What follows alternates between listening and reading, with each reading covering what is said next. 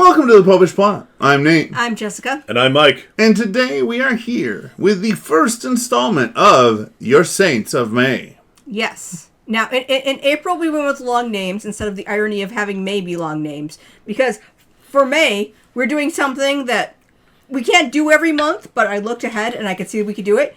We are doing saints with names that even I can pronounce. And we are not including, as far as I know, the 40 martyrs of England and Wales, because those are usually the ones I can do any other, name.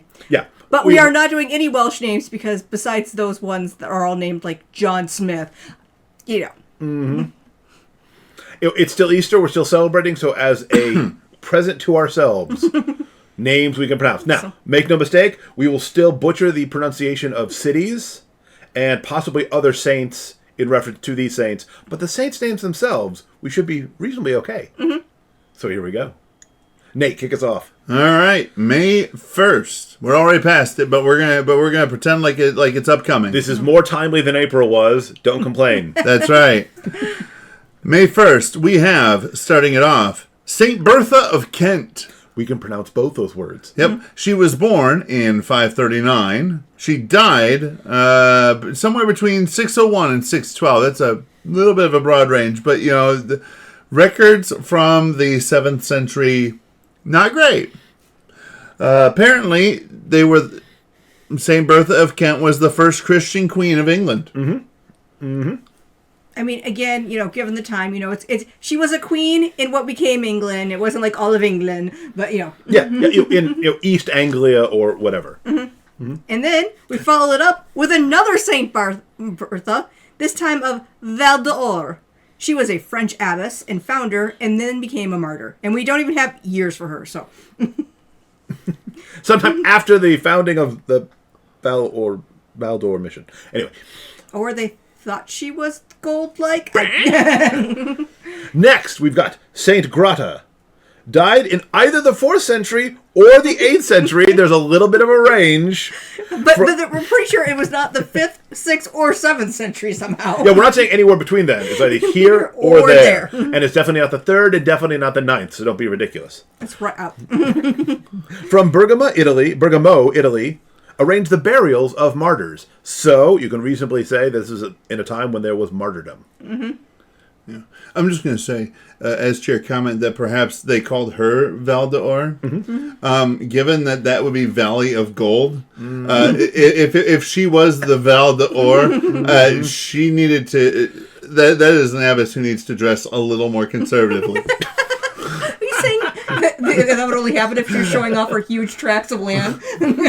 I'm suggesting that if you are going to be if a woman is going to be classified as she was very short and blonde, so compared to everyone else, she. Others were the mountains, and she was no, Nate's right.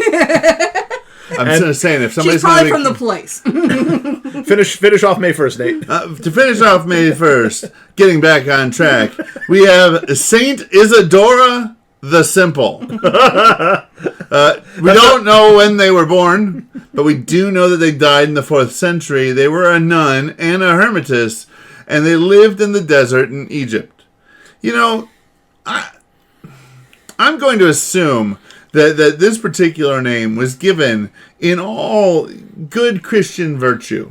Yeah. It was not that it was not being used in any derogatory fashion. It was simply pointing out that she lived a very simple... Yeah, this is not the polite way of saying Isidora the stupid. Yeah. They're saying Isidora the not complicated. Probably not complicated. According to the more extended things I've read, she was noted as not being the brightest bulb either. Well, again, also lived a very simple life because hermit and stuff. We are big fans here of Blessed Solanus Casey, who was only ordained a simplex priest. Yes, because he was not the best student, but holy. All right. On May 2nd, go ahead, Jess. We got Saint Joseph Liu, who died in 1854. They were a martyr of Vietnam, who was from Vietnam, and they were a catechist before being killed. I feel like that last name should be pronounced, and this is it's how it's pronounced is how it's pronounced. It has nothing to do with me. But given that there's 2 U's in a row, my brain feels like it should be Lulu. Yeah, but that's because you read Heir to the Empire and you had all the clones and Luke. I mean, that is one of the touchy ones of I'm not 100% I'm pronouncing his last name Of course. correct. However, from everything else I've seen on Vietnamese names, Yeah. I think I'm probably pretty close. All I know is I know For a white Midwest accent. I know how to both spell and pronounce win. I don't know how you actually get that pronunciation out of that spelling, but I can do both. Mm-hmm. And then Also, on May 2nd... Pretty sure we have no, traditional Irish names, because they just throw letters and then say something different. Yeah. Like Siobhan. Yeah. Still on May 2nd, you've got St. Valentine. No, not that St. Valentine.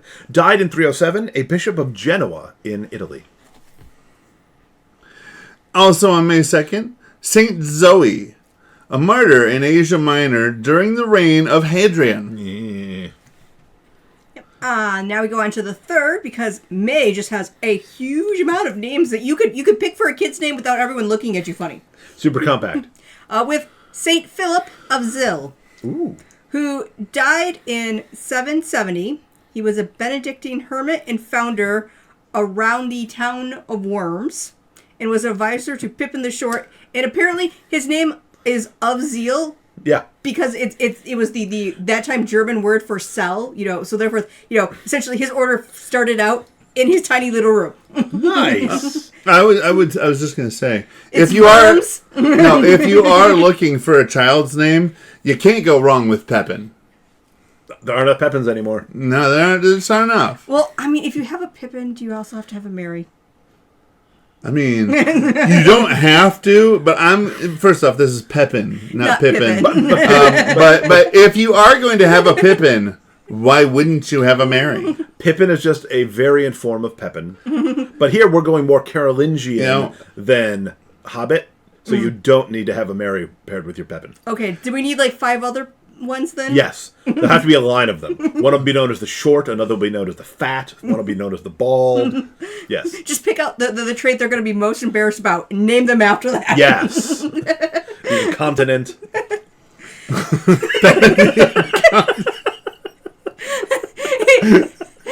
They get a name change when they're about 3 and they finally learn how to use it. It is not fair to call him that. He's 1. He's trying. Pepin the Tubby. He's not fat. He's just tubby. The chunky. All right. Next, still on May 3rd, you've got Saints Timothy and Martha. Died 298, martyred in Egypt for not handing over the scriptures to Roman officials. Boo, Roman officials. And they say that Catholics don't read the Bible. Although, it didn't say that, but I feel like they are also the patron saints for the worst honeymoon ever. Because they were newlyweds at the time. No. They were slowly martyred. Best honeymoon ever. It ended in heaven. Best honeymoon ever. I'll go with it. May 4th, really short list. Saint Jose Maria Rubio, born July 22nd of 1864, died May 2nd of 1929. That's actually not bad. It's a decent life. And given the years, I was slightly surprised that he was not a New World saint. That's 35 plus 29. That's plus side of 60. It's not great, but for the time. Yeah. But anyway, he was a Jesuit. Oh, he was a Jesuit called the Apostle of Madrid. You would have thought that Madrid had heard the gospel before. Which is when we then find out that he was actually from a completely different place. On May 7th. We have St. John of Beverly. He died in 721. He was a monk, a bishop, and a founder. For some reason, when I see it written out like that, I expect it to be followed by hills. St. John of Beverly Hills. He's a little early for Beverly Hills, but yes. He is. When you hear Beverly Hills, what goes through your head? The Weezer song or Axel F? Actually... See, I had a moment of the Weezer song, and then the Clampets. Clampets. Gotcha. The Weezer song, though, I mean... yeah. So, to calm you down from all that excitement, on May 7th, we also have St. Placid. Died 695, a Benedictine abbot, and little else is known about him. 675. My apologies. 675. Little but else still, is known little about else is known about him. It'd be great if Placid had a horrible temper. Or Alligator. On May 8th, we have Saint Victor the Moor. Company. Yep. Died in 303, a martyr killed in Nicomedia. Now, he is Saint Victor the Moor, not Saint Victor the Moor. Yes. So either, given the date, he probably was of African heritage, and not that he was previously a Muslim before that. The first Muslim, 300 years before. Yeah. No, I don't know.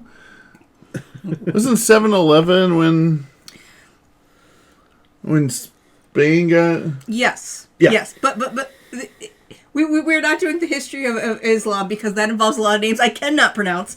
And I'm still trying to figure out how the city of Fatima was named after Fatima. Well, that's easy. We just mispronounce it because we're Americans. May 9th. Longer list. Well, no. No, there's no, just they're two. just... The spacing's off between the days after that one. You've got Saint Hermas, died in the 1st century, a bishop and martyr who was mentioned in the letter to the Romans. Oh. Then we also have Saint Vincent, who died 950, and he was also another Benedictine abbot. There's a lot. I assume it's because they keep good records, so they're like, "Yep, my abbot was super holy." Well, no, they have all the advantages. 1, they keep great records. 2, they've got a community deliberately praying for them. 3, they have an early start because there were Benedictines for centuries before there were even Dominicans and Franciscans. They're Johnny-come-lately. This is well before the time in which they actually had to get any approval beyond. Everyone in this town agrees they're a saint, so throw them on the calendar, boys. Absolutely. Well, we've been celebrating his mass here for centuries. Centuries. Okay, he's a saint. There are advantages to getting in early. On May the 10th, we have Saint Peter Van. This is a Vietnamese name we can pronounce. Yep. Died 1857, a Vietnamese martyr and, surprise, surprise, a catechist. Pray for us. Yes. On May 11th, we have St. Francis Jerome, a.k.a. St. Francis de Geronimo. Born 642, died 716, a Jesuit, known for his preaching. 1642 and 1716. My apologies, I'm screwing up all my numbers today. Yep, numbers That's are right. hard. All right, and then we have Saint Maximus, Yeah. who was apparently the most. He died in 309 and was a Roman martyr. I don't know. 304? 304. I also can't do numbers. It's this whole side of the table. I don't know. Was he the most, or was it that guy's just so much? Both? On Depends if you have one of his friends or not. On May 13th,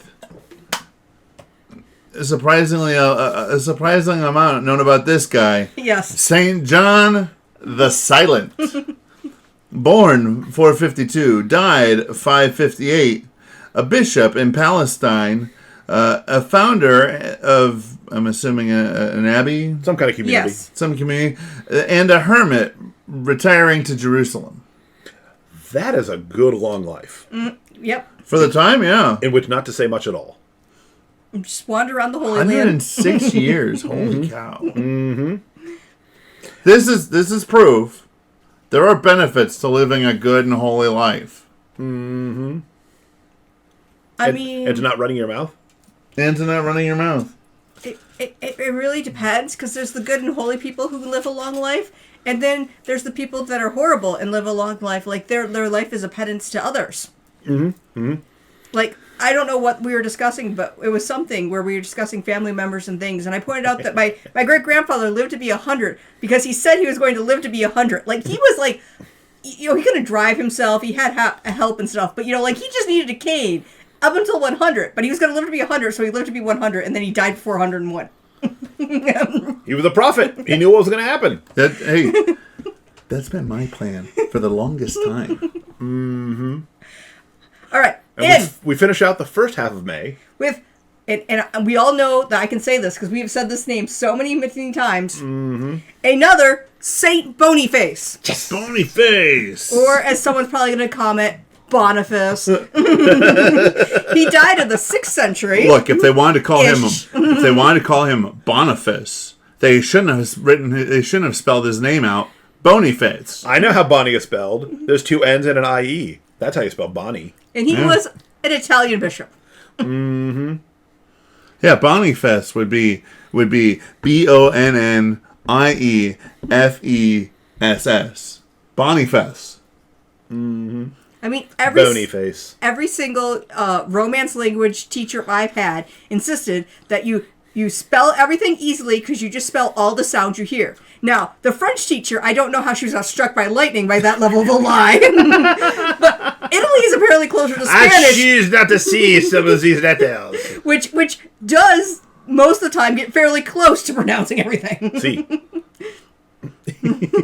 But anyway, those are the first half of May Saints with names that even I can pronounce. Go down below, comment with your favorite name so far, your favorite way that we accidentally mispronounced it and didn't even notice. Let's be honest. If we did the 40 Martyrs of England and Wales, we'd still stumble over the John Walls and the John Stones. There are so many Johns whose last name is like one letter from the other one. It's like, this is John Walls, this is John Walls, this is John Welsh. We're sure these are all different guys. Okay. Because their story's pretty much all the same here. And you said 40, but I got at least 15 Johns. The 30 companions of, Oh, good old Nicholas Owen, the guy who made the priest holes. Love that guy. So, once you've commented below, be sure to like this episode, subscribe to our channel, be alerted when you get the second half of the Saints for May. Hopefully still in May, but there's been a lot of stuff happening. And lots of other stuff. It's going to be fantastic. It's been a fantastic news cycle. And until next time, remember to live your faith. Love your faith. Share that love. Oh, when the saints go marching in, when the saints go marching in, yes, I want to be in that number when the saints go marching in.